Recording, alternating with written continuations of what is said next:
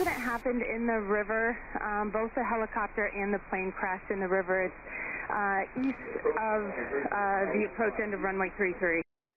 Breaking right now at 6, we're seeing the first pictures of the wreckage of an American Airlines flight in the frigid waters of the Potomac River. American Airlines says there were 60 passengers and 4 crew members on board when that plane collided with a military aircraft. So CBS News has learned that at least 19 people have died, and we do expect that number to grow throughout the morning. Atlanta News first anchor Rick Folbaum joining us now. And Rick, rescue crews have been there on the water for several hours now. In very difficult conditions, saying.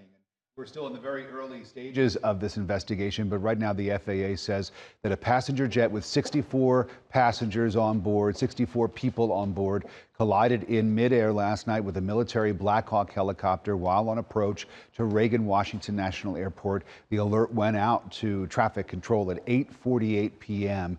and the first crews were actually in the water about 10 minutes later. So a very fast response here. American Airlines says Flight 5342 from Wichita, Kansas was approaching the airport with 60 passengers and 4 crew members on board. The Army says the Black Hawk helicopter involved was on a training flight with 3 service members on board. The National Weather Service says the river's nighttime temperature only about 35 degrees. People can only survive in water that frigid for about 90 minutes.